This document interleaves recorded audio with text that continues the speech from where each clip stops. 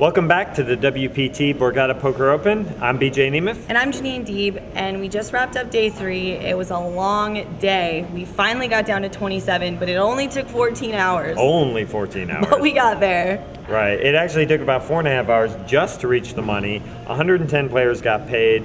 The big notable elimination near the money bubble was defending champion Bobby Aboudi out in 112th place. Not quite the bubble boy, but almost the bubble boy, and he was not pleased about it, dropping a lot of F-bombs. But, I mean, if I was the bubble boy and I had won last year, I think I'd be pretty disappointed too. Right. Well, I'd be happy I won last year. Yeah. We also had our Season 9 Borgata Poker Open winner, Dwight Pilgrim, who made the money, but he was eliminated in 109th. Steven Reynolds and him got involved in an all-in, and Steven Reynolds only flopped a straight flush right there, no big deal.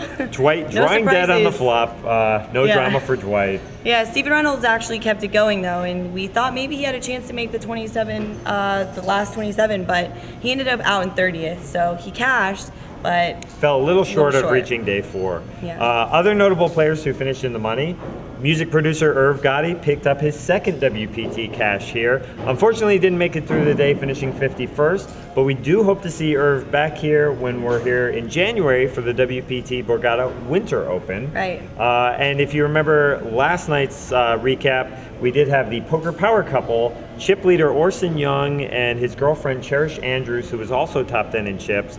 Both of them reached the money. Unfortunately, neither made it through to day 4.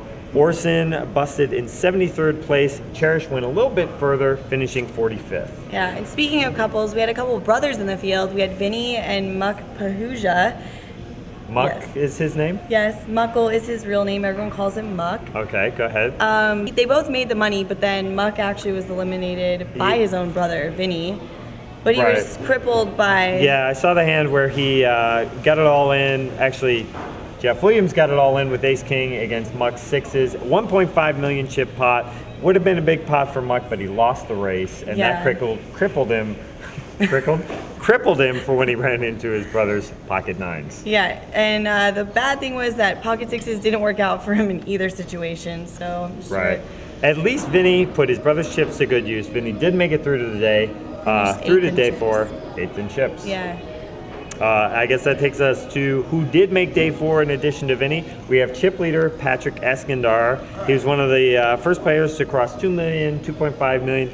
Really wanted to reach 3 million. Fell a little bit short, finished with like 2.97 million. He's joined near the top of the leaderboard by the last remaining WPT champion, Steve Brecker, 3rd in chips with about 2.4 million. Yeah, and Steve actually was our player of the day with Diana, so you can check out that video. And WPT had a huge announcement today. We are going to be hosting a national event in China. We've never hosted any events in China, so this is really big news for WPT.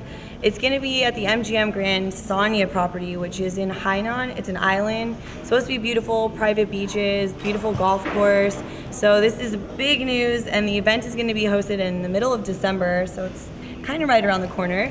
You guys can find out all the information you need to know on the website, so check that out. But back here at Borgata, we still got 27 players left coming back for day 4. Might be a long day as we got to play down to the final 6 for the WPT final table, and only one of them will end up with their name inscribed here on the WPT Champions Cup. So good luck to all the remaining players. We'll see you guys at noon tomorrow. And good night.